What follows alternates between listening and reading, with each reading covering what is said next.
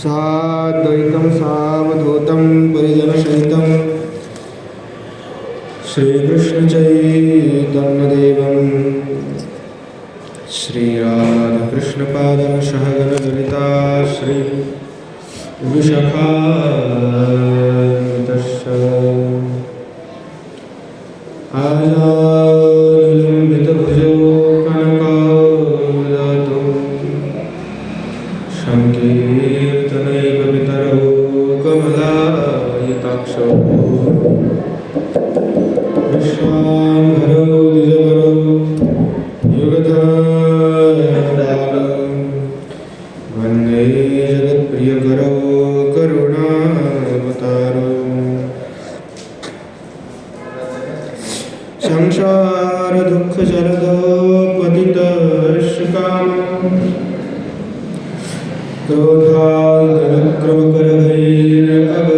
क्रोधादनुक्रमकरभैरवलीकृतस्य दुर्भाषणानिगणितस्य निराश्रयस्य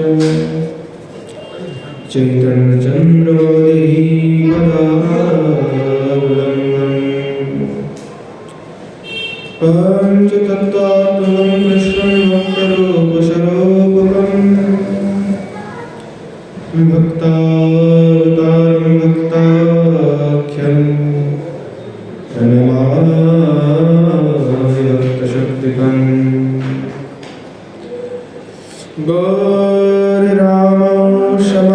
गौररामसमारम्भां ईश्वरीणां शमध्यमाम् अस्मदाचार्यपर्यन्तं वन्दे गुरुपरम्पराम् वरहापीडं नटवरवपु कर्णयो गरुडिकारं विमृदवासः कनककोकिशं वैजयन्तीं च मालाम् रन्ध्राडुबेनुरधरसुधया पूरयन्नोपवृन्दे बृन्दारण्यं सर्वदरमणं प्रविशद्गीतकीर्तिः अस्ति स्वस्तुरुणीकराग्रविरला कल्पप्रसूनाकृतं वस्तु प्रस्तुतवेणुनादलहरी निर्वाणनिर्व्याकुलं स्रस्तनिबद्धनीर्विलश गोपीसहस्रावृतं हस्तन्यास्तनतापवर्गमखिलद्वारं किशोराकृतिः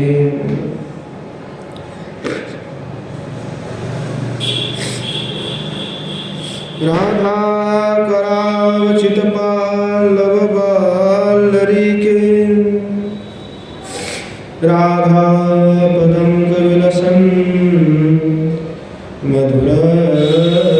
मधुरस्थलीके राधा यशोमुखरमत्तखगावलीके राधा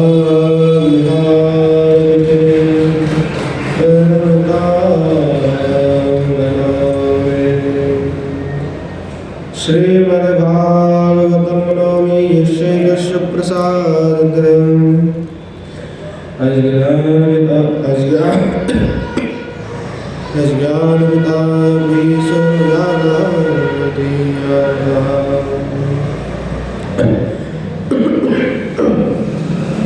नारायणं नमस्कृत्य नरं चैव नरोत्तमं देवीं सरस्वतीं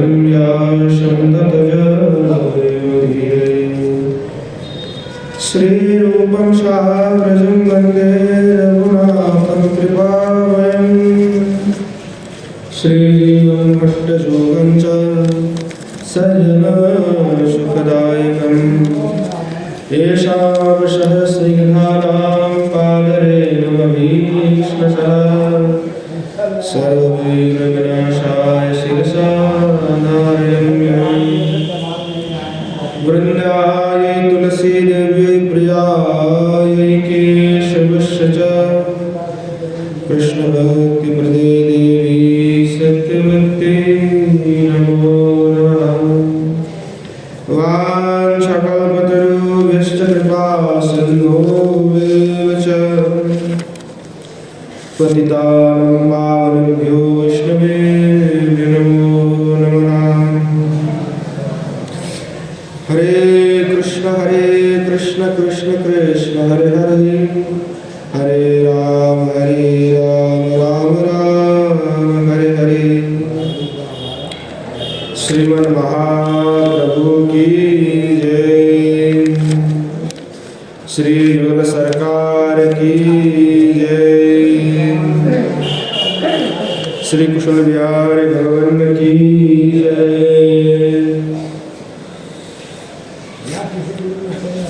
श्री महाप्रभु जय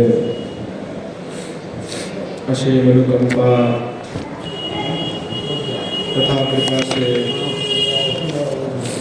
हमें सभी को श्री राधा भागवती आस्वादन करने का परम सौभाग्य प्राप्त हुआ है। श्री गोस्वामी पाद किशोर जी की लीला चिंतन में डूबे हुए हैं। लीला के स्फुरण से उनके हृदय में एक अभूतपूर्व दिव्य आनंद जो है खिल उठा और उसी आनंद में वे आनंदित हो उठते।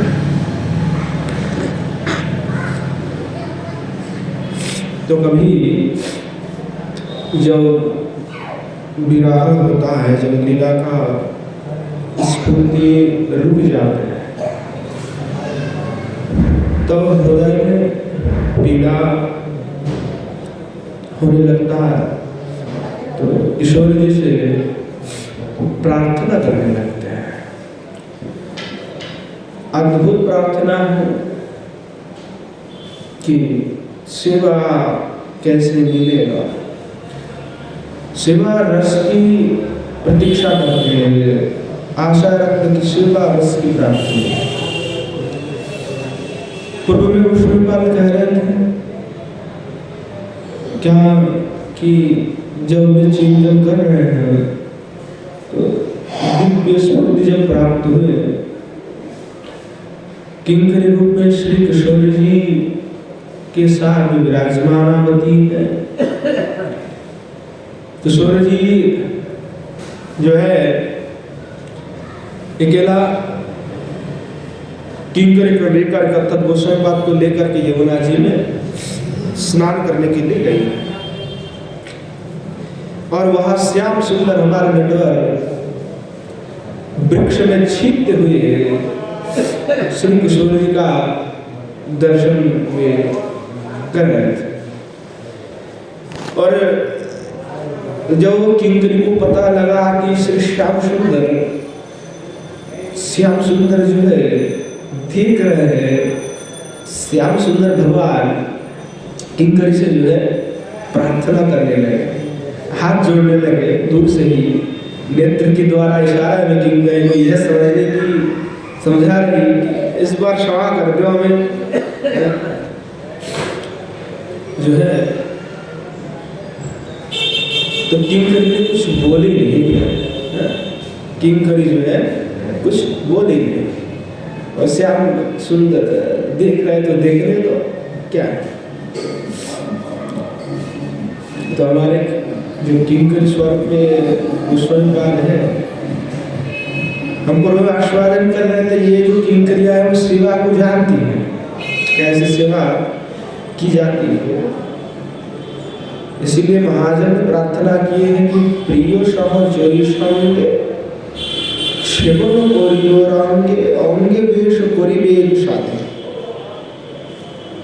राये सेवा काजे निज पद पंकजे प्रिय सहचरी गण माझे सुगंधि चंदन मणिमय आभरण कौशिक बसन नाना रंगे এই সব সেবা যার দাসী যেন হও তার অনুক্ষণ থাকি তার সঙ্গে।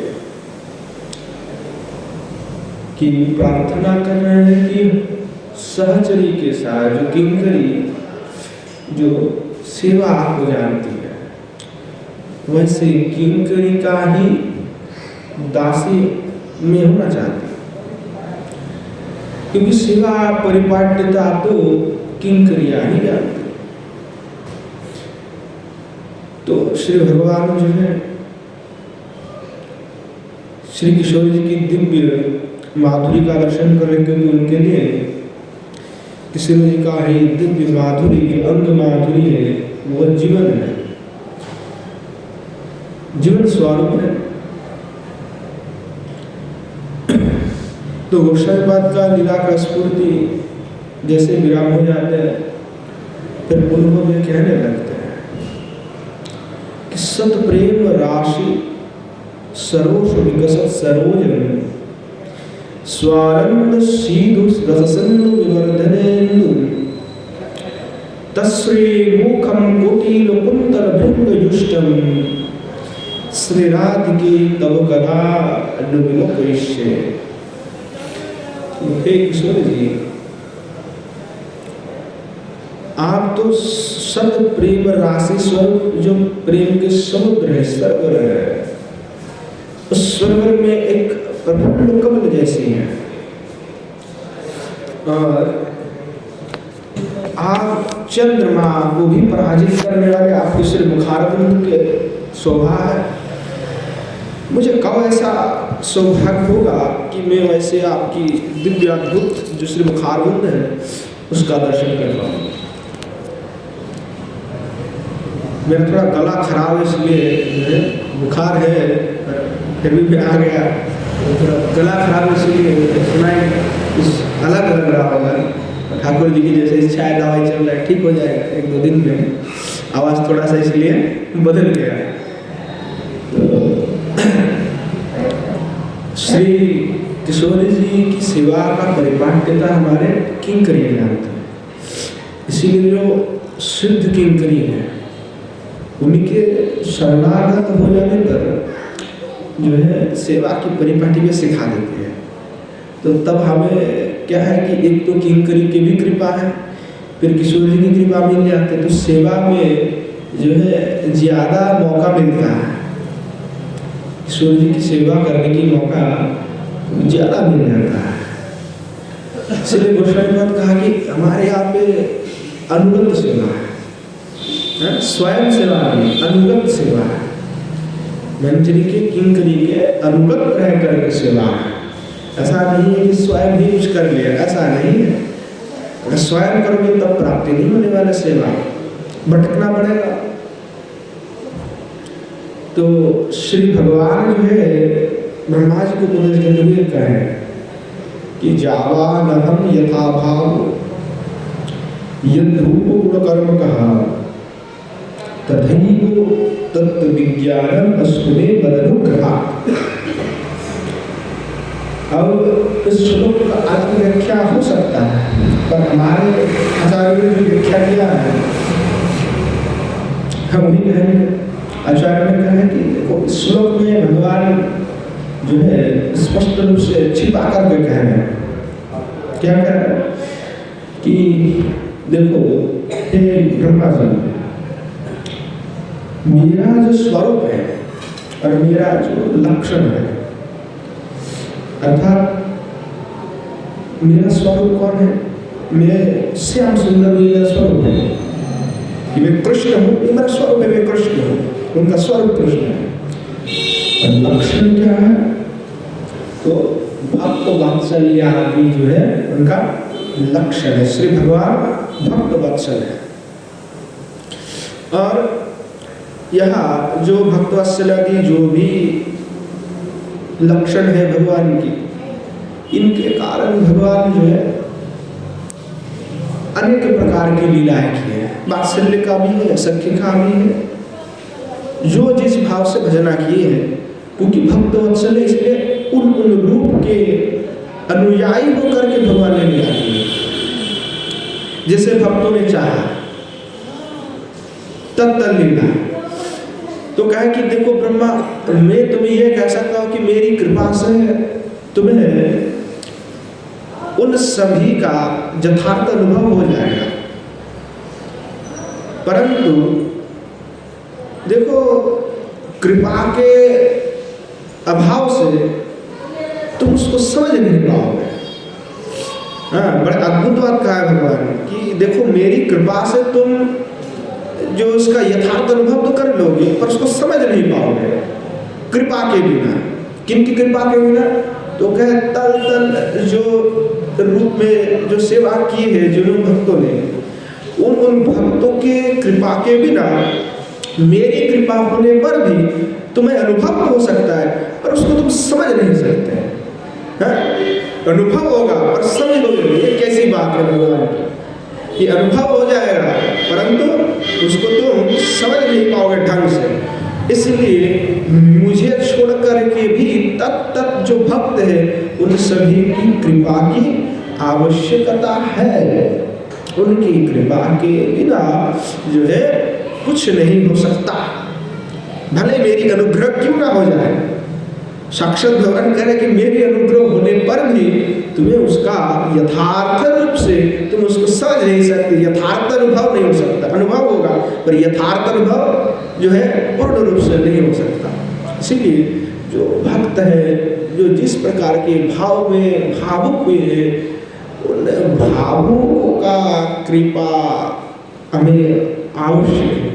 जो जिस भाव में भजन करते हैं वैसे भाव में भजन करके सिद्ध होने वाले जो महात्मा है उनकी संग करना, उनकी कृपा अवश्य ही प्रयोजन है। तत्बिना कभी भी इस भजन में आगे नहीं बढ़ पाएगा।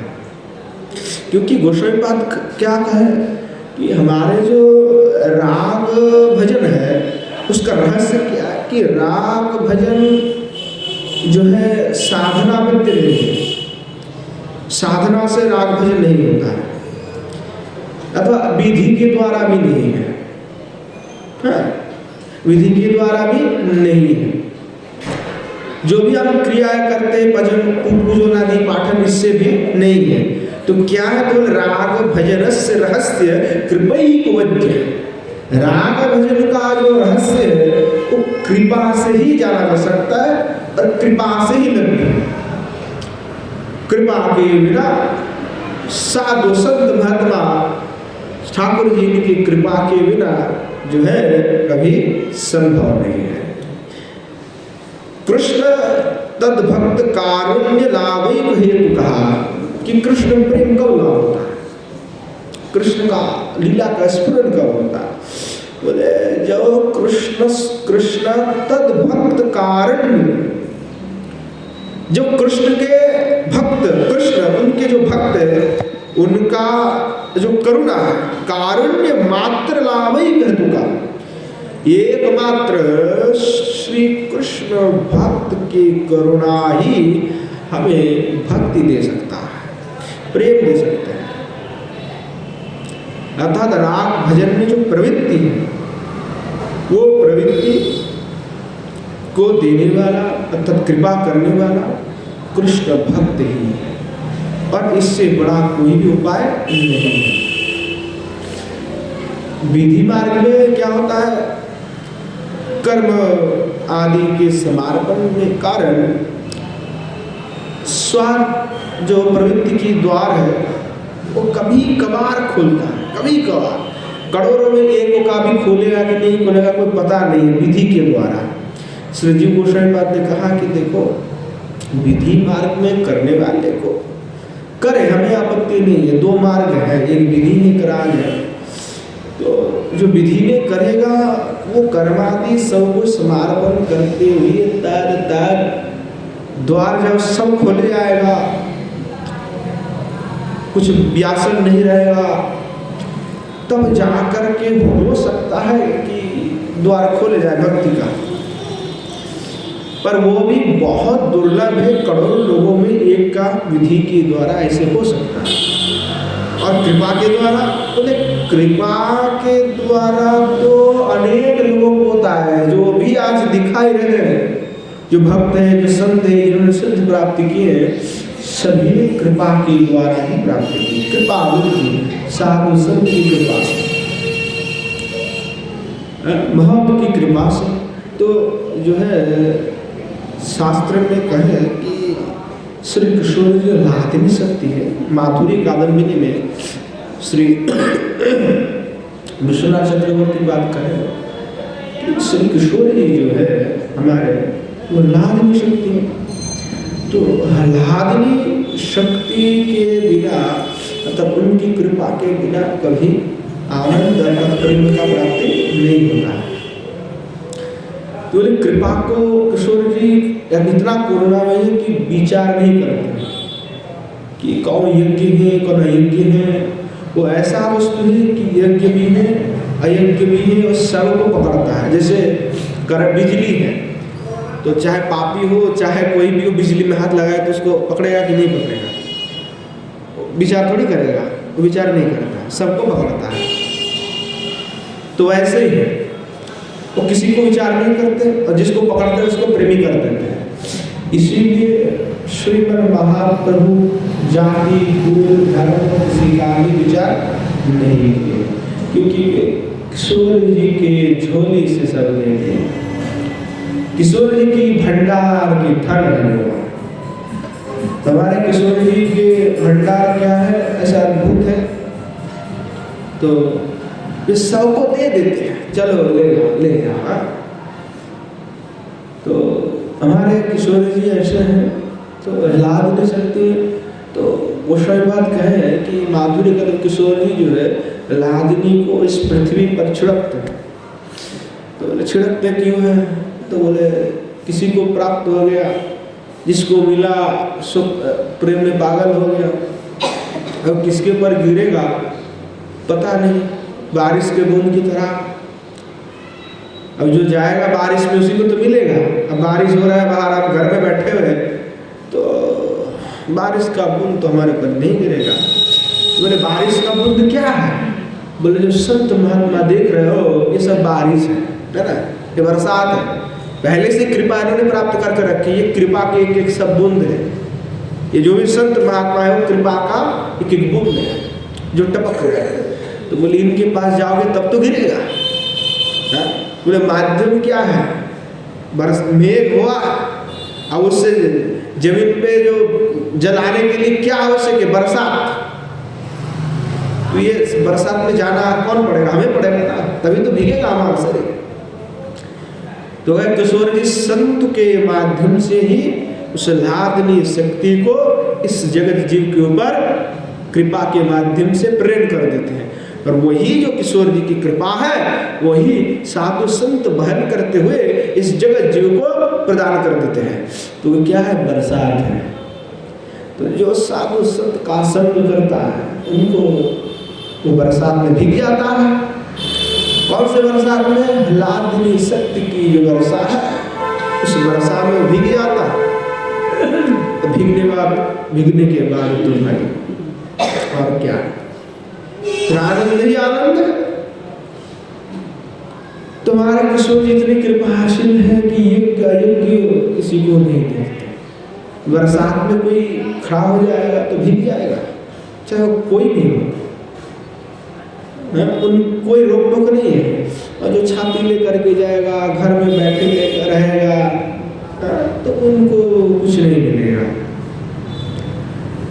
तो साधु संत के माध्यम से उनकी कृपा से ही जो है ये व्यक्ति है राग भजन और यह प्रवृत्ति भक्ति सब कृपा के माध्यम से ही जो है लभ्य है। इसीलिए श्री राधा रस धारित ग्रंथ में जो दिखा जाता है कि रस से भरे हुए हैं, कृपा के रस से भरमार है।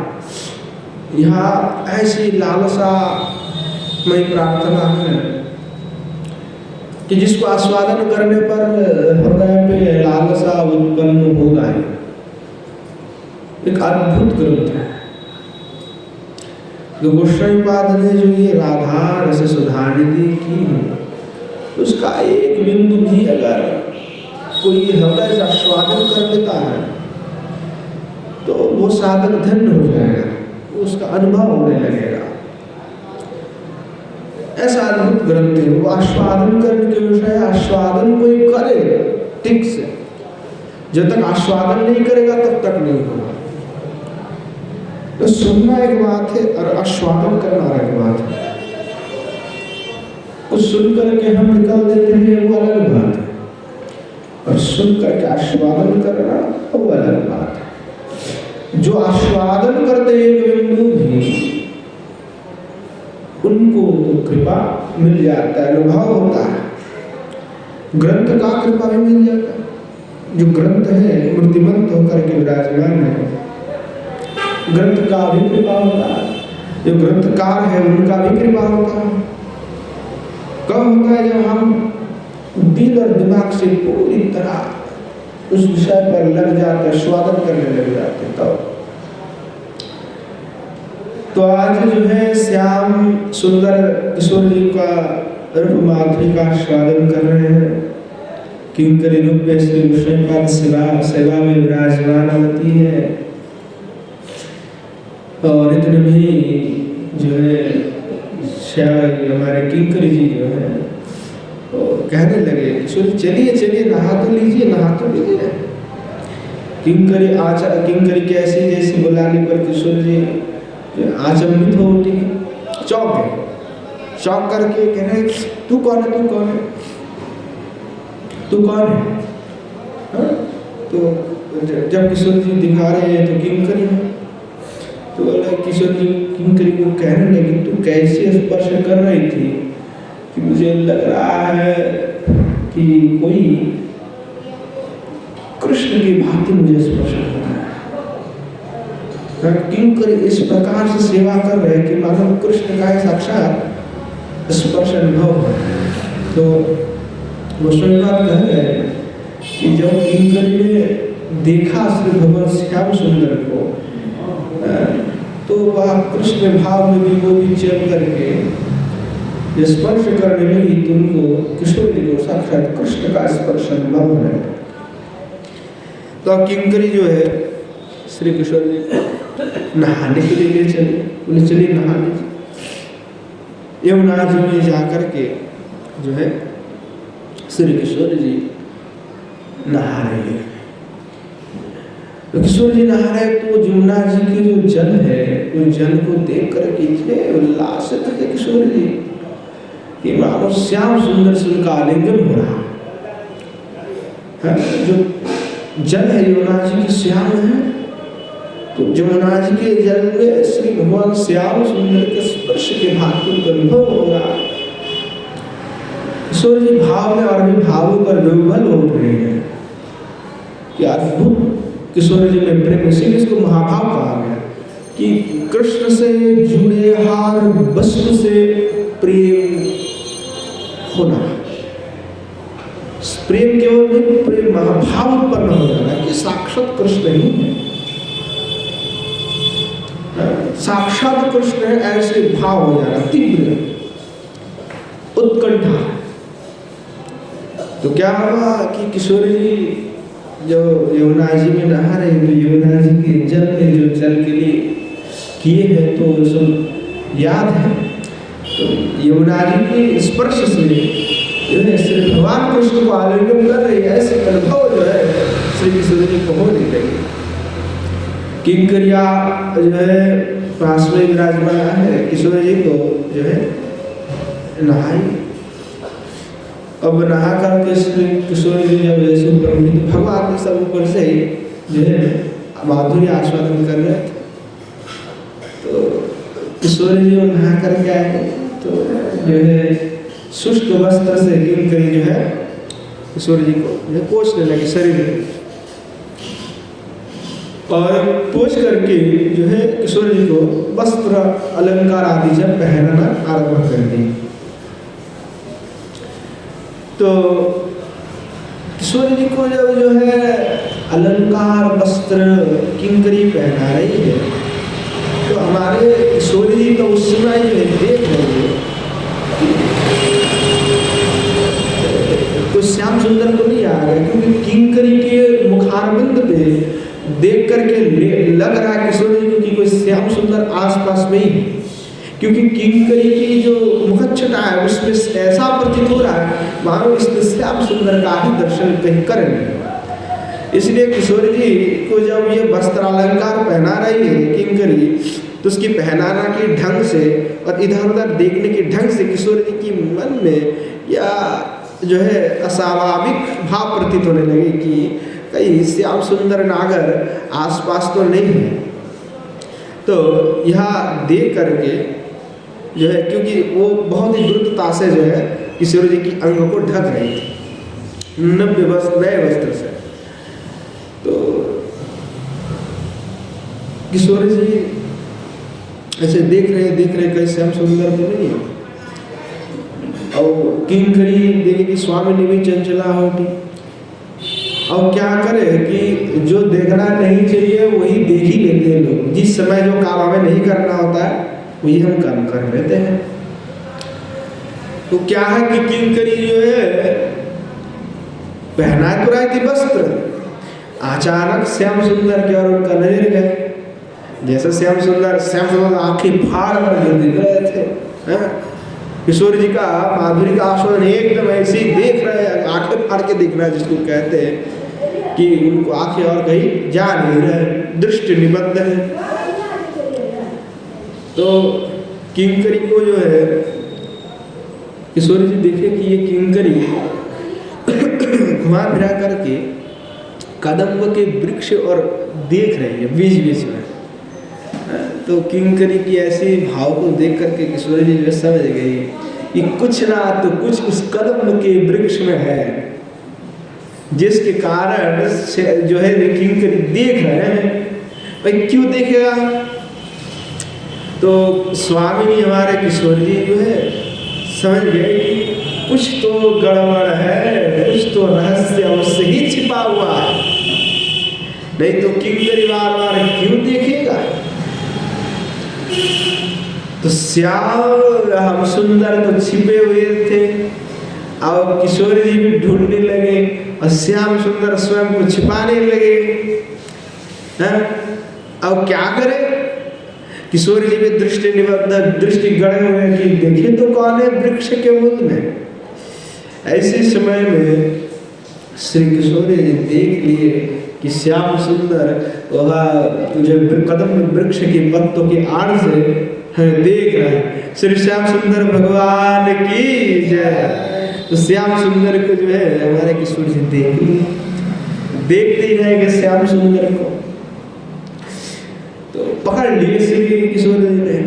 तो अब क्या है, किशोर जी जैसे श्री भगवान को देखे तो देखने से क्या होगा, उनके जो है विलास आखे जो भाव है वो उनमें आ जाता है। जैसे श्री भगवान को देख लेते तो उनमें चंचलता है, अंधा दिखाई देना, कुछ हृदय में उद्गार होना, शरीर में पुलकित हो जाना, ऐसे सब भाव जो है विलासाख्य महाभाव जो आ जाता है। और भाव से एकदम भरे उठते हैं, भूरी भूरी भाव एकदम, कोई छोटी मोटी नहीं। तो लज्जा भी है किशोर जी में और बाध्यता भी है। तो इसके कारण जो है किशोर जी को इच्छा तो है कि कृष्ण से मिले, विलास करे, परंतु बाध्यता और लज्जा उनको घर पर खींच के ले जाती है। स्वभाव है किशोर जी का बाध्य कि बात तो कहूंगी नहीं, अंदर में छुपा के रखूंगी, मिलना है, पर ये नहीं कहूँगा, मैं तो उसका उल्टा ही करूंगी, नहीं हमें तो मिलना नहीं, हम तो चले अपने घर में। तो ऐसे अद्भुत भाव है हमारे किशोर जी के। तो क्या है कि किशोर जी स्वयं को छिपाने चाहते कि मैं स्वयं छिप जाता कि कृष्ण मुझे और देख रहा। अभी अब यहाँ तो मूल यमुना जी में आने का तात्पर्य ये कि श्याम सुंदर से मिलन का। यमुना जी में जो किशोर जी का मन में आने की इच्छा है वो किस लिए है कि श्याम सुंदर से हमारा मिलन हो जाए, मिलन की इच्छा से ही है और कोई दूसरी विषय नहीं। तो किशोरी जी श्याम सुंदर का दर्शन करते हुए जो है विलास आदि माधुर्य से जो है युक्त हो उठी, भाव से युक्त हो गई। और इधर हमारे जो श्याम सुंदर है वहाँ भी किशोरी जी की ऐसे भाव माधुर्य को देख कर श्याम सुंदर भी बड़े अद्भुत रूप से धन्य हो गए। क्योंकि किशोरी जब विलास रूपी भाव आदि रूप को धारण करते हैं तो ऐसे विकसित पद्म की तरह खिल जाते हैं। तो विकसित जो पद्म होता है वो देखने में सुंदर लगता है, कि जो कोड़ी में रहता है उसको लगता है सुंदर, जब खिलता है तब तो सुंदर लगता है। वो खिल रहा है पूरा, तो देख करके जो है स्वयं को श्री भगवान कृतार्थ मान रहे हैं कि हाँ क्या अद्भुत हमारे श्री किशोरी जी है, क्या अद्भुत भाव से है। तो क्या है जब ऐसे भाव को देखती है श्री भगवान तो क्या होता है कि विलास संगम से भी कोटि गुण सुख को भी लाभ करते हैं।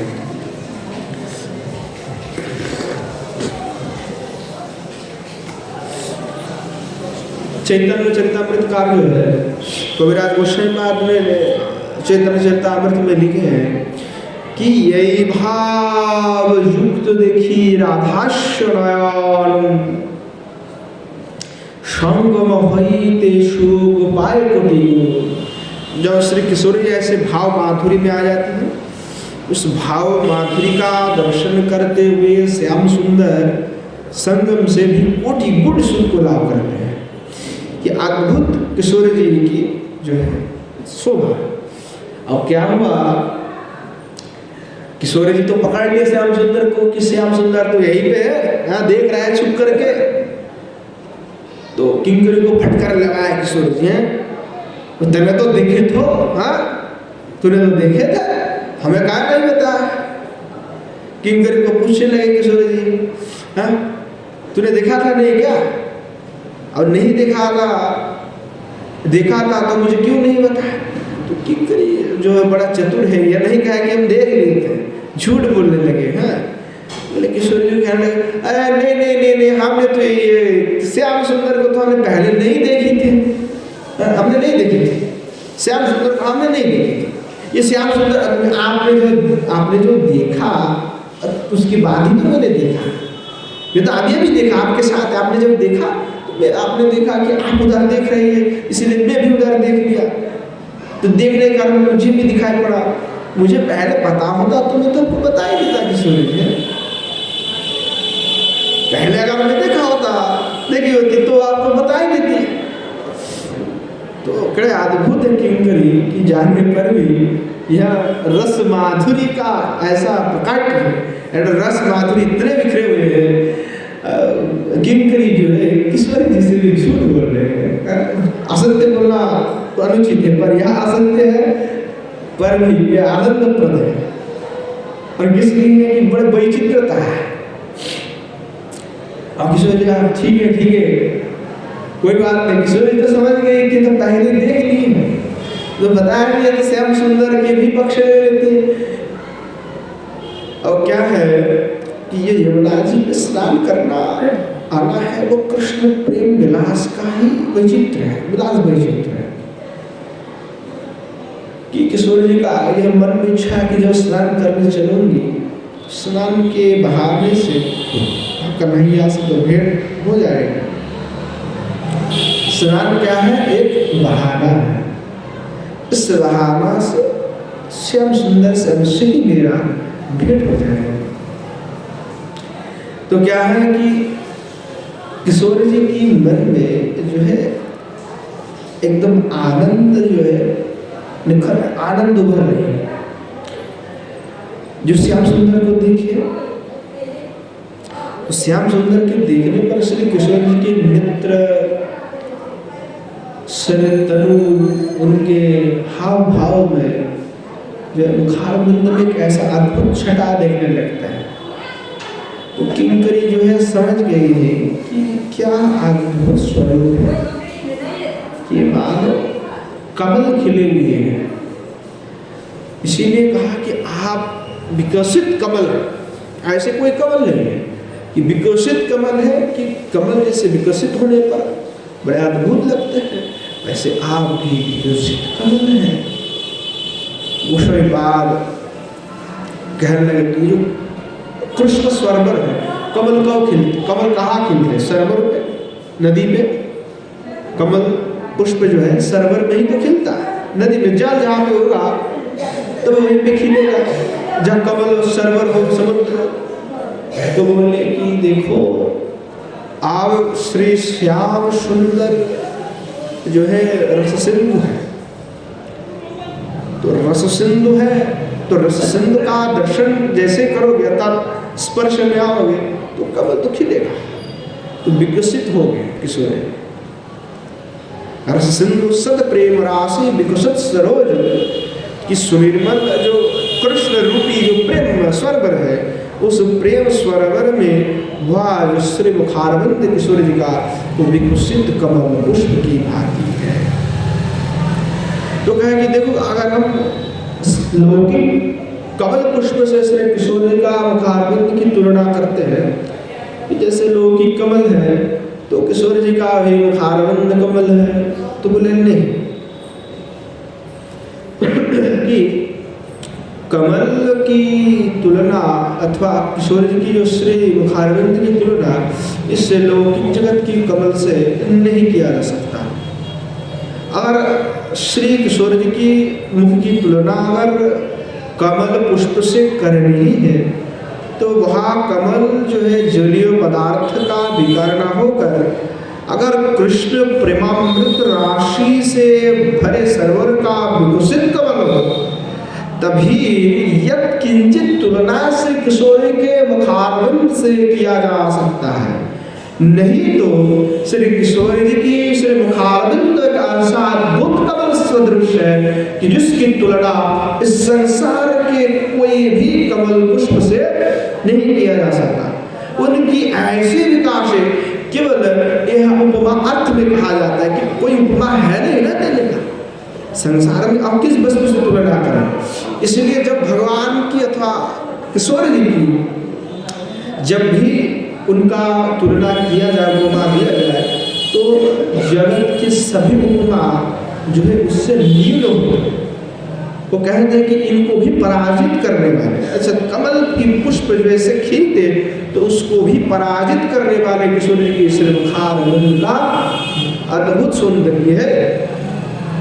तो कहने लगे कि तुलना तो तब दिया जा सकता है जब अगर वो जल में विकार ना हो करके कृष्ण प्रेमामृत राशि से भर के विकसित हो जाए, तब यह किंचित तुलना किया जा सकता है।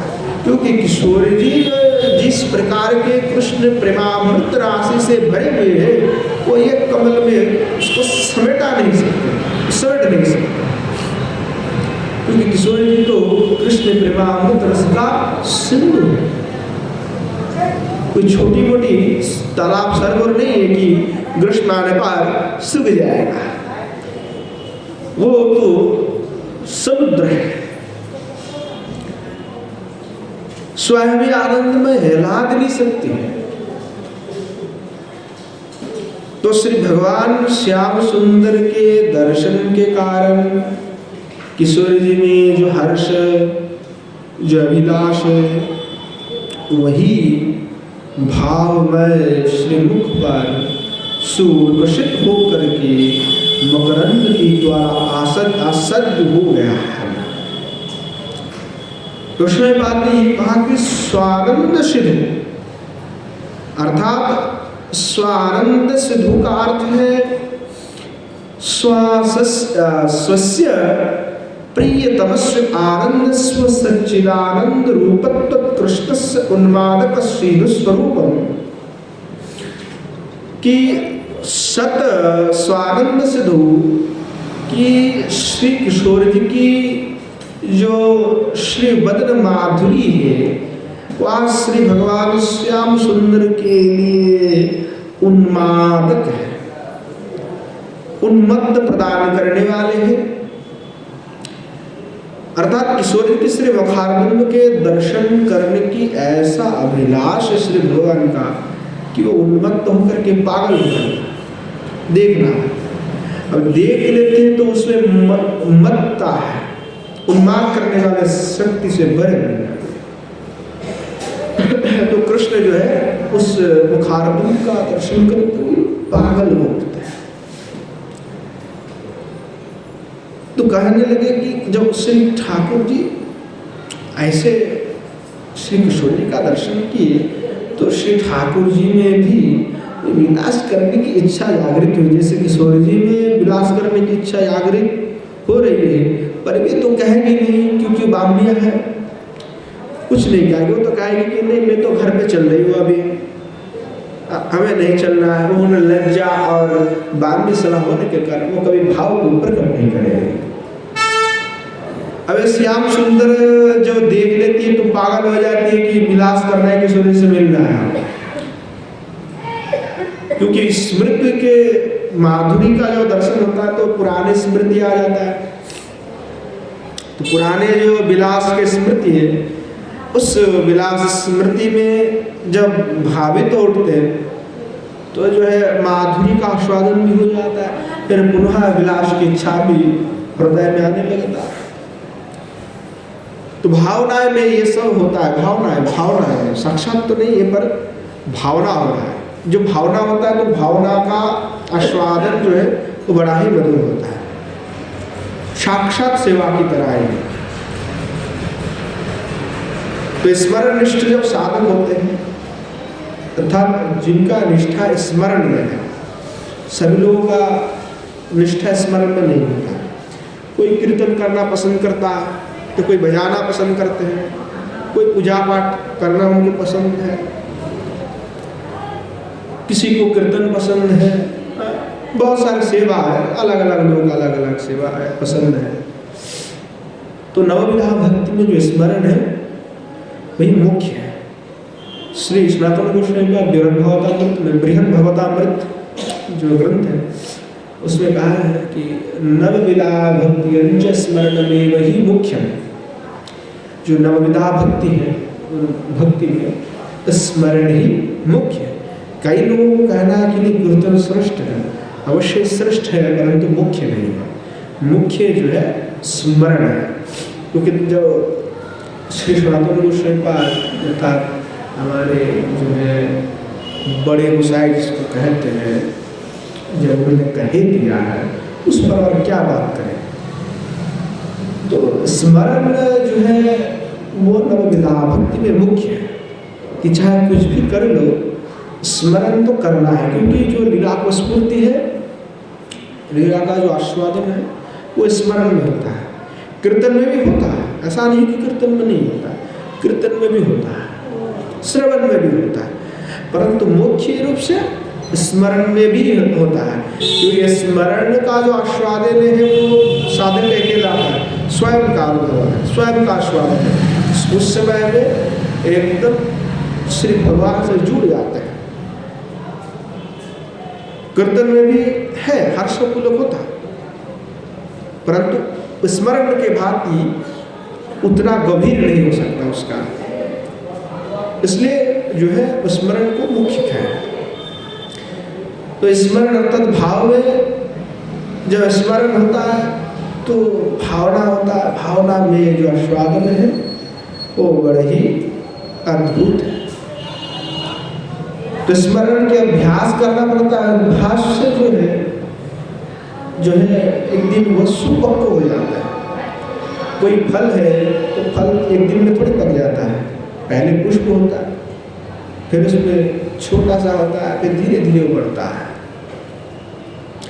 इसी प्रकार भजन जगत भी है कि पहले पहले श्रवण कीर्तन इत्यादि रूप में पुष्प होते हैं, उसके बाद धीरे धीरे वो फल में परिवर्तित होता है। अब फल में परिवर्तित होने पर जो है पक्व होना चाहिए। अब नहीं पकेगा तो खाया नहीं जा सकता है, पक्व होगा खाएगा। जैसे आम है, तो जैसे पकेगा तभी मीठा लगेगा, नहीं तो कच्चे में भी खट्टा लगेगा। आप कोई कहेगा नहीं हमें तो कच्चा मीठा खाना है तब तो खट्टा नहीं लगेगा, नहीं कच्चा मीठा भी खट्टा लगता है, मीठा नहीं होता है एकदम, उसमें भी खट्टापन रहता है। जो कच्चा मीठा आम है उसमें भी खट्टापन रहता है ना, एकदम थोड़ी मीठा लगता है, और जब पक जाता है तब खट्टापन नहीं रहता है। तो ये स्मरण भी ऐसा ही है कि एकदम जब पक्व हो जाता है तब जो है प्रत्यक्ष जैसा उसका अनुभव होने लगता है, क्योंकि मिठास जो मीठापन है जैसे उसमें कोई और कुछ नहीं होता उसी प्रकार से मीठा हो जाता है। तो और अनुभव जो होता है उस समय का वो एकदम प्रत्यक्ष जैसा होता है, प्रत्यक्ष अनुभव होता है। गोस्वामीपाद ने कहा कि देखो प्राकृत जो आवेश है, प्राकृत आवेश को लेकर के किशोर जी का स्मरण नहीं हो सकता और नहीं चलता है कभी। व्यावहारिक जो आवेश है वो आवेश मन को पंकिल कर देता है, व्यावहारिक आवेश से मुक्त होना होगा। तो साधक जब तक साधन अभ्यास नहीं करेगा तब तक वो पंकिल से मुक्त नहीं हो पाएगा।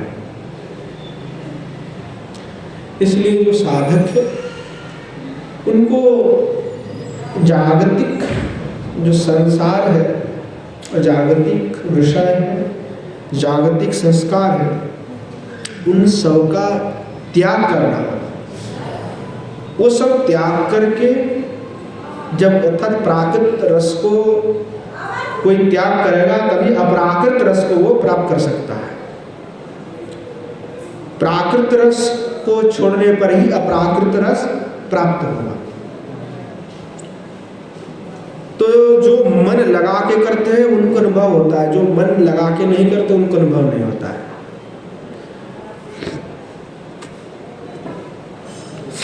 मन लगा के करना होगा, मन शांत नहीं, अशांत है।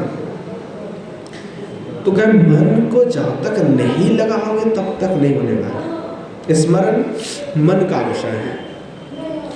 कीर्तन तो कर लेते हैं, लोग से कर लिया पर मन नहीं टिकते, फिर भी कर लिया ठीक है, पर स्मरण के लिए मन पूरा एकत्र होना चाहिए। हमारे तो किशोर जी की जो भाव है, मन जो है एकदम श्री भगवान कृष्ण में से।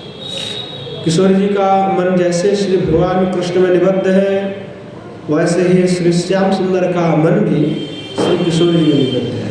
तो वो रूप माधुरी का आस्वादन के कृष्ण का ऐसी बड़ी इच्छा है, उनको देखने के लिए क्या क्या भगवान नहीं करते हैं। एक बार की बात है,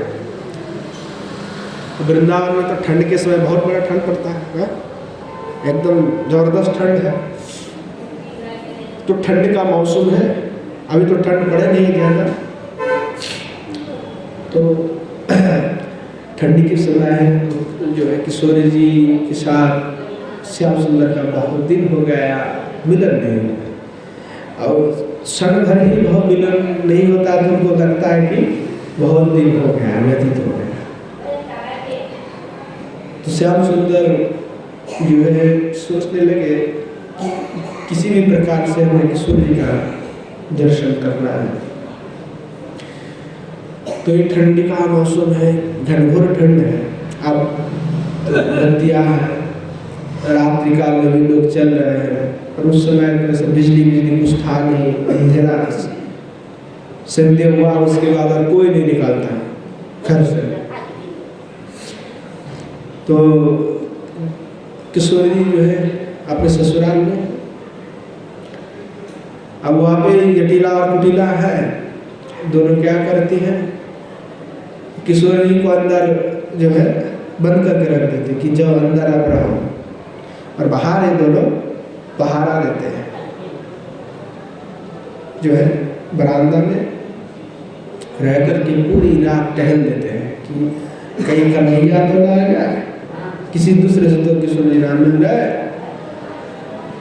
तो श्री श्याम सुंदर भगवान जो है किशोर जी से मिलने के लिए रात्रि काल में गमन किया। जैसे थोड़ा संध्या हुआ, उसी समय भगवान जा करके किशोर जी के जो गृह है उस गृह के पास में एक बड़ा जामुन का वृक्ष था। जामुन के जो वृक्ष है उसके पीछे में जाकर के श्री भगवान जो छिप गए। तो जब संध्या हुआ, संध्या काल में श्री भगवान श्याम सुंदर जो है अपेक्षा कर रहे थे कि कब संध्या होगा, अंधेरा हो जाएगा तब किशोर जी को बुलाऊंगा इशारा से। तो संध्या काल ऐसे हुए तो किशोर जी भी अपने गृह में है और जटिला है कुटिला है जो है वो बरामदा में टहलने रही थी। तो भगवान श्याम सुंदर जो है कोकिल की भांति आवाज करते हुए संकेत दे रहे थे किशोर जी को। और जैसे भगवान कू करके कू ऐसे करके जब करते तो समझ आती कि किशोर जी की वो श्याम सुंदर जो है संकेत कुछ दे रहा है। और किशोर जी क्या करती है, अपनी खिड़की जो है इसको खोलती, तो हाथ में चूड़िया है, तो जैसे खोलती है तो उनकी चूड़िया झनझन करके उड़ते हैं। श्याम सुंदर भगवान को लगता है कि किशोर जी शायद हमें देख रही है, चल करके हमारे पास आएगी।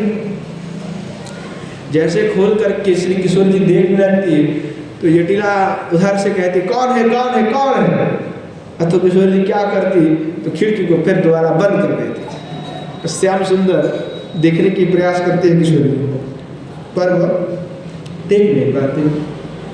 और श्याम सुंदर क्या करें, देखना भी तो है। अब ठंडी का रात्रि है भाई, ऐसा ठंड भी तो लग रहा है। आज के जैसे जैकेट तो नहीं था कि बहुत ठंड में पहन लेते, और श्री भगवान का जैकेट पहनते हैं, उसे नंगे होकर के चलते, एक दुपट्टा बस पहन लेते हैं, अपने गले में एक दुपट्टा रख लेते हैं, उत्तरीय जिसको कहते हैं। और क्या है, भगवान से हमारे पास और कुछ नहीं है। और क्या श्री भगवान तो छुपे हुए हैं और ठंडी भी पड़ रहा है बहुत, और आज मानो ज्यादा ही ठंड है। श्याम सुंदर पीछे से ऐसे करते तो किशोर जी को लगता है कि श्याम सुंदर है, तो जैसे करके करते थे। फिर जो है किशोर जी जैसे खिड़की खोलते तो जटिला फिर कहते कौन है कौन है। तो किशोर जी क्या करे पर बंद कर देते। श्याम सुंदर भी फिर रुक जाते हैं, अब जाऊंगा तो मैं पकड़े जाऊंगा। तो ऐसे जो है रात्रि काल तक चल रहा है। अब पूरी रात श्याम सुंदर वही बाहर जामुन के वृक्ष के नीचे खड़ा है, पूरी ठंड में।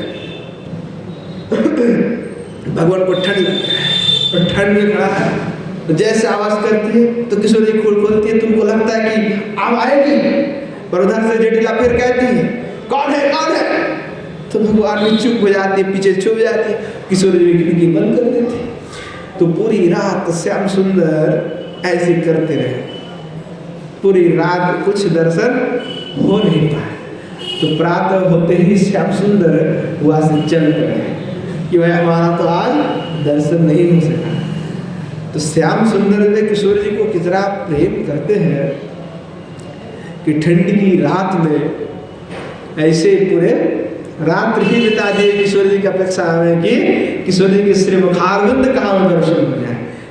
श्री ठाकुर जी का जीवन धन है वो मुखारविंद, इसलिए उसके लिए इतना प्रेम है। यहाँ पद्यावली में उसका उल्लेख है कि पद्यावली में श्री गोस्वामी पाद ने इसका निबंध की है, रूप गोस्वामी पाद ने, अद्भुत लीला है। तो यहाँ भी दोनों जो है एक दूसरे का श्री मुखारविंद के दर्शन करते हुए दोनों ही भाव राज्य में चले जाते हैं और उस महाप्रेम सिंधु के माधुर्य में दोनों ही डूब जाते हैं। और क्या हुआ कि श्याम सुंदर भी देखने की इच्छा है, देख तो रहे थे, मिलने की इच्छा है, और किशोर जी को भी मिलने की इच्छा है, परंतु लज्जा है, गाम्या है, इसलिए कह रहे किंकरी चलो जल्दी घर पे।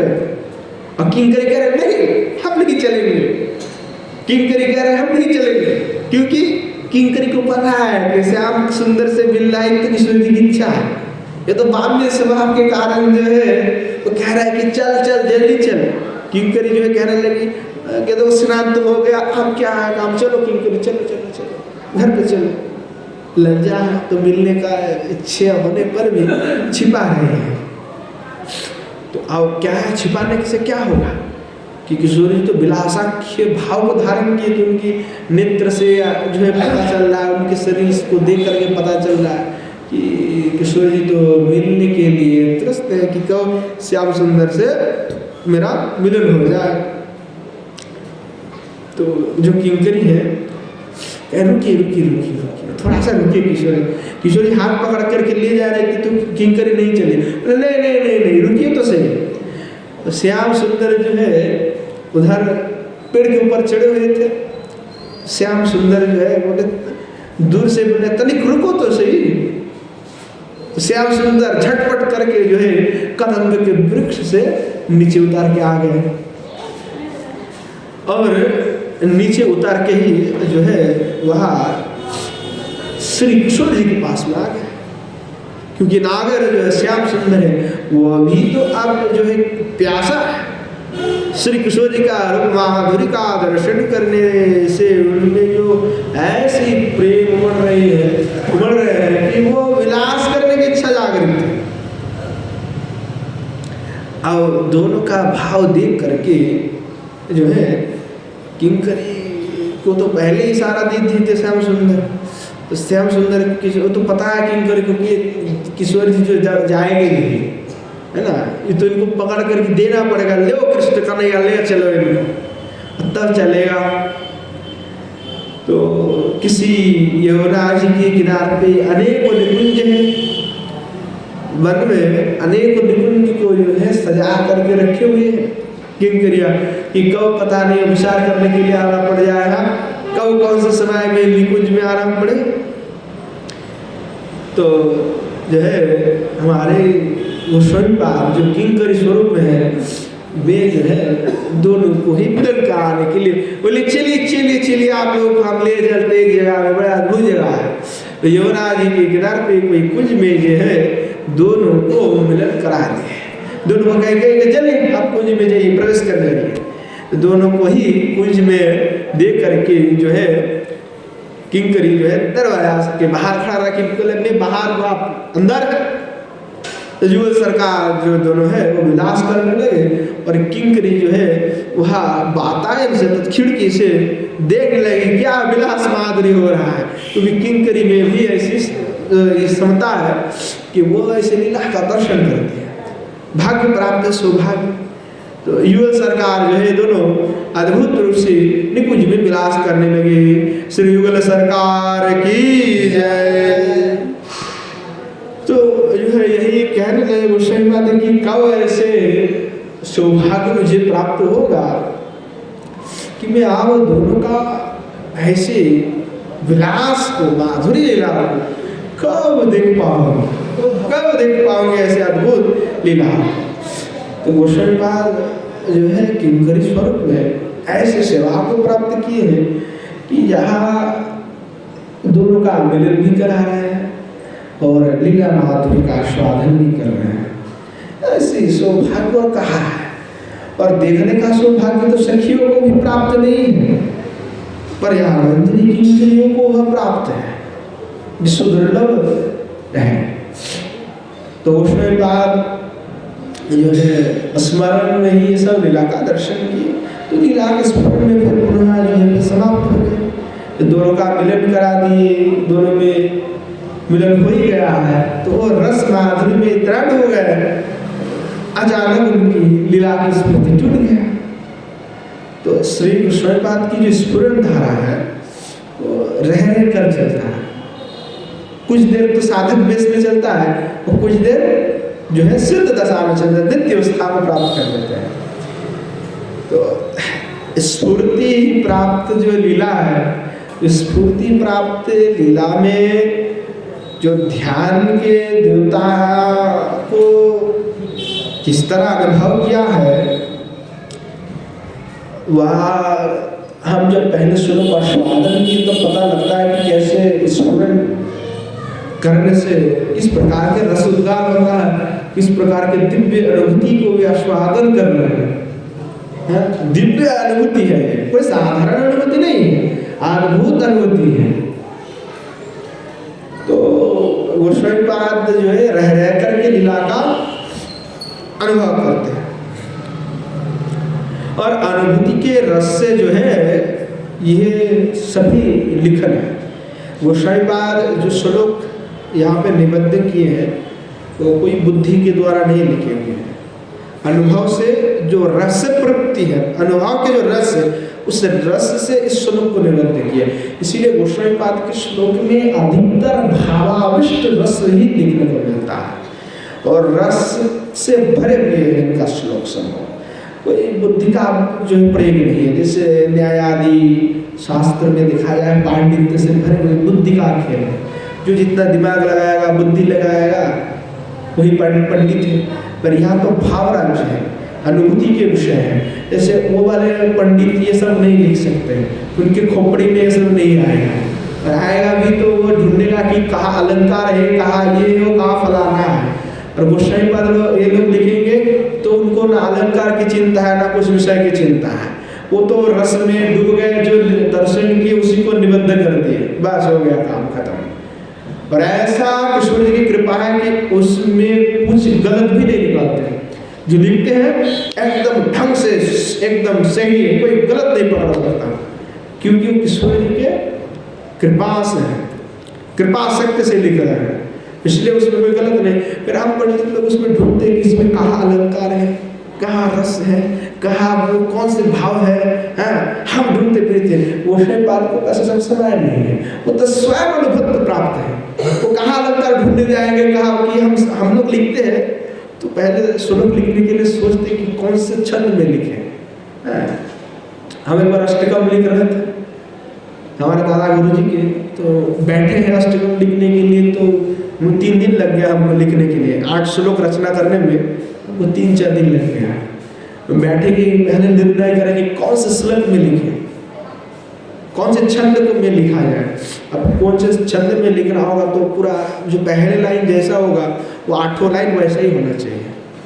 उसमें शब्द जो है छोटा बड़ा होता है, मात्रा होता है, गण होता है, तो गण भी सही होना चाहिए, मात्रा भी सही होना चाहिए, अलंकार भी ढंग से लगना चाहिए। ऐसा नहीं हो कि श्लोक कोई छोटा बड़ा हो गया।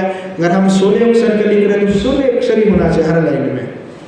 और योति भी है कि हमें अगर 10 अक्षर में हम रुक रहे हैं तो 10 अक्षर में ही हर श्लोक में रुकना पड़ेगा। और ऐसा है कि शब्द ढूंढना पड़ता है, समर्पक शब्द, कि कहाँ कौन से शब्द का प्रयोग करें, कि छोटा हो रहा है कि बड़ा हो रहा है, बड़ा दिमाग लगा कर लिखना पड़ता है। गोस्वामीपाद आचार्यपाद जब लिखते हैं तो उनको ऐसे सोचना नहीं पड़ता कि कौन से में क्या लिखे, वो ऐसे आँख बंद कर लिखते जाए। बाद में हम लोग जब देखते कि सब सही निकला है, कोई गलत नहीं है। अद्भुत दास गोस्वामीपाद से लेकर के रूप सनातन गोस्वामीपाद इतने हजारों श्लोक लिखे, लाखों श्लोक लिखे, जीव गोस्वामीपाद इतने श्लोक लिखे, एक भी श्लोक में कोई भी गलती नहीं है, एक भी श्लोक में छंद भंग नहीं है, एक भी श्लोक में कुछ गलत नहीं है, कोई व्याकरणिक दोष नहीं है। ऐसा अद्भुत है, ये कृपा से होता है, कृपा सत्य विषय है। वो जो है ज्ञान बुद्धि के साध्य में नहीं है, कृपा साध्य विषय। तो गोस्वामीपाद जो है अनुभूति के रस से यह श्लोक को रचना की है। तो परम जो सारत सार तत्व है वह तत्व क्या है? राधा तत्व है। और उस राधा तत्व के अनुभव जिन्होंने किया है वही ये सब जान सकता है। तत्व का अनुभव होना आवश्यक है। तो गोस्वामीपाद का लीला का स्फूर्ति जो है ये भी विराम है। फिर गोस्वामीपाद पुनः प्रार्थना करने लगे, कहने लगे, जो किशोर जी का दर्शन उन्होंने किया, दर्शन करके जो है फिर कहने लगे, लावण्य सार रससार शोकैक सारे कारुण्य सार मधुराच्छविरूप सारे वैदग्ध्य सार रतिके विलास सारे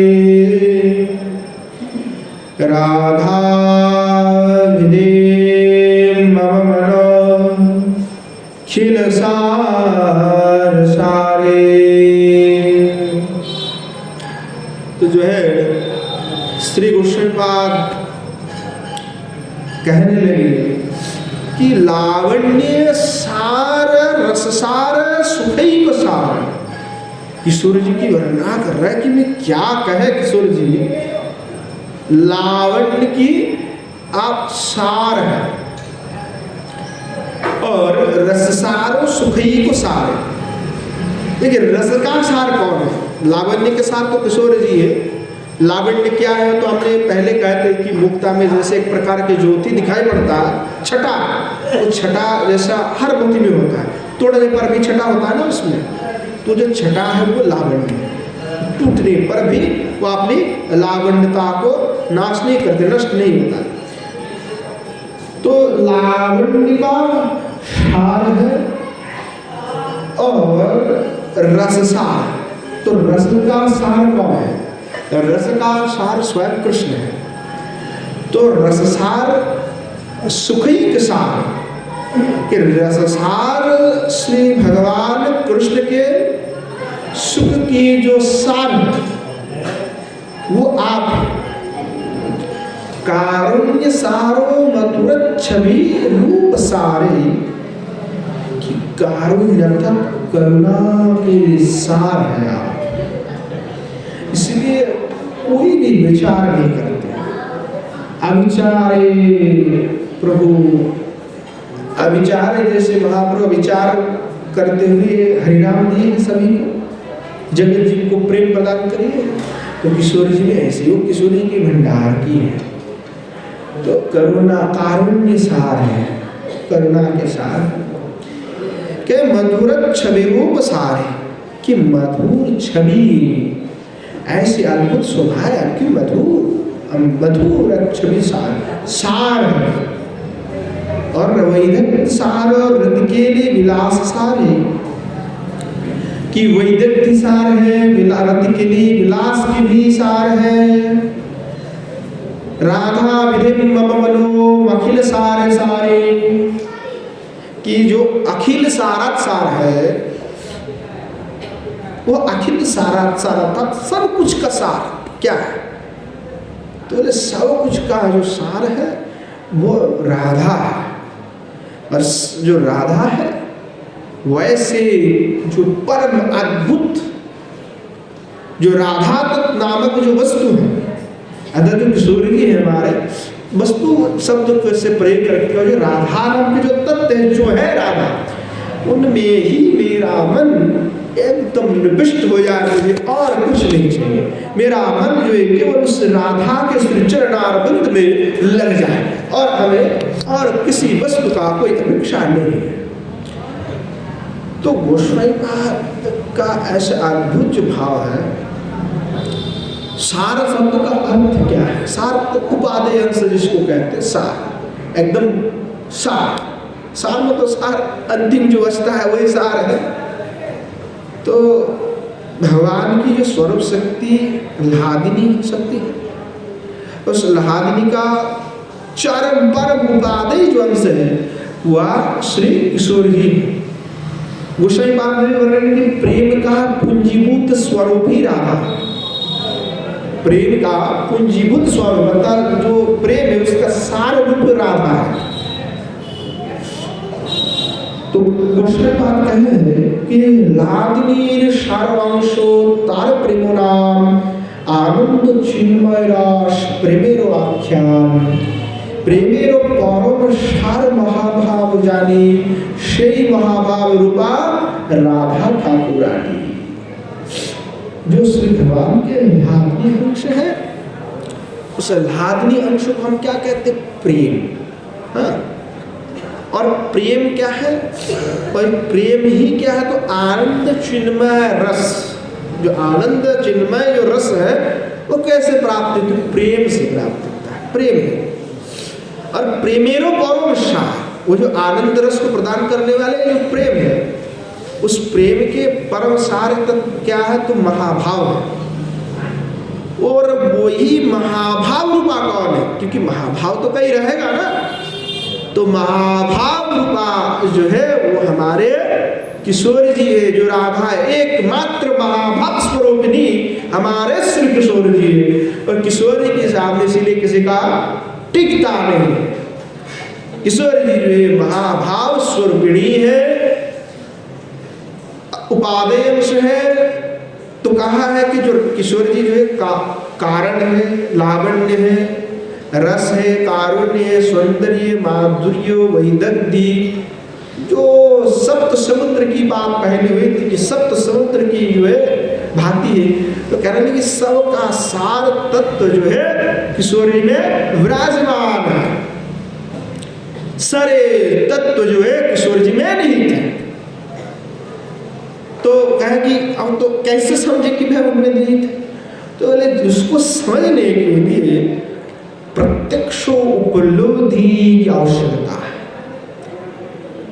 उनकी उपलब्धि के लिए प्रत्यक्ष अनुभव और अनुभव के लिए क्या करना होगा? साधना आवश्यक है। साधना करेगा तभी अनुभव होगा।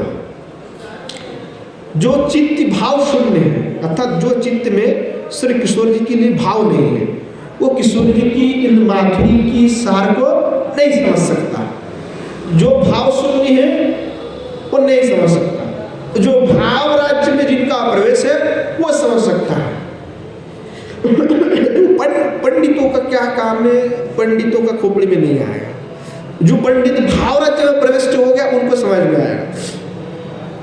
इसीलिए पंडित तर्क करते और संत महात्मा भजन में लगे रहते हैं। संत महात्मा क्या है कि भाव राज्य में डूबे रहते हैं, और इनका काम क्या होता है कि तर्क वितर्क में डूबे रहते हैं। इसीलिए कहा कि पंडित कुलीन बड़ो ही अभिमानी। कविराज गोस्वामी कहा कि पंडित कुलीन जो होते हैं बड़े अभिमानी होते हैं। इसके कारण ये भाव राज्य में इनका प्रवेश कम होता है। तो भाव राज्य में जब तक प्रवेश नहीं होगा, किशोर जी की प्रति जब तक हृदय में ऐसी भाव, अद्भुत भाव नहीं होगा, तो फिर भाव शून्य जो हृदय है वो विक्षिप्त चित्त वाले हृदय है। विक्षिप्त यानी भटकने वाले चित्त, पता नहीं कहाँ कौन से विषय में डोलते फिर रहा है। तो ऐसे विक्षिप्त चित्त में ऐसे अनुभव जो है कभी भी संभव नहीं है। तो जो चित्त केवल भाव राज्य में डूब गए, उस राधा रस तत्व में जो डूब गए, इसीलिए गोस्वामी बात कहे कि मेरा मन उस परम रस तत्व रूपी जो राधा है, उस राधा में मेरा मन निविष्ट हो जाए।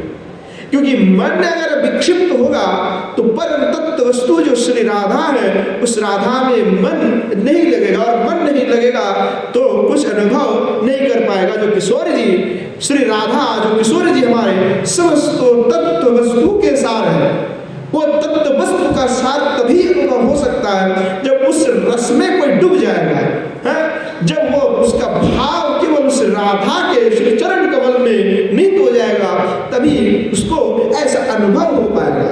और जब तक उसका चित्त विक्षिप्त है तब तक उसका हृदय में ऐसा कोई भी अनुभव नहीं हो सकता। इसीलिए गोसाई पाद ने कहा कि मेरा मन जो है केवल किशोर जी में लग जाए, परम रूप से निविष्ट हो जाए, और कई मत भटके, परम रूप से निविष्ट होना है। तो उपलब्धि के लिए मन को उस भाव राज्य में ले जाना है। जब तक नहीं ले जाएगा तब तक नहीं होगा। तो इसीलिए जैसे हमारे किशोर जी, मैंने पूर्व में कहे, ये बात अभी निकल के आ रहा है, गोसाई पाद कह रहे हैं। हमने जैसे पूर्व में कहते हैं श्री किशोर जी जो है वो अंदर से बाहर से जो है वो राधिका भाव नहीं, उनमें कृष्णमय भाव है। कृष्ण के सुख के प्रति कैसे कृष्ण को सुख मिलेगा, कैसे कृष्ण सुखी हो जाएगा, कृष्ण को कैसे मैं सुख प्रदान करूं, तो वो कृष्णमय, राधा होते हुए भी वो कृष्णमय है। और जो किंकरिया है वो राधा भावमय है। जो कि जैसे किशोर जी कृष्ण भाव में है और किंकरी जो है राधा भाव में है। तो राधा भाव में जब तक नहीं होगा, श्री राधा किंकरियों के प्राण में जो है केवल श्री किशोर जी के ही चिंतन है। जो केवल श्याम सुंदर के उपासक है, उनके चित्त में भी ऐसी महाअद्भुत भाव प्रकाश नहीं होता है। जैसे अद्भुत भाव किंकुरियों का प्रकट होते हैं, ऐसे केवल भगवान की उपासना का नहीं होता है, क्योंकि इनका अनुभव किशोर जी के प्रति नहीं है, इनका प्रेम किशोर जी के प्रति नहीं होता। इसलिए स्वयं साक्षात भगवान श्याम सुंदर की उपासना करने वाले के लिए भी ऐसा अद्भुत जो अनुभव है वो उनका सुलभ नहीं, वो नहीं कर सकते। तो किंकरिया जो है वो राधामय है, इसीलिए किंकरिया ही मंजरिया ही ऐसे अद्भुत परम भाव को अनुभव कर सकते हैं। दूसरे कोई उपासक के लिए किशोर जी को समझना अथवा किशोर जी की अनुभव को प्राप्त करना कदापि संभव नहीं है।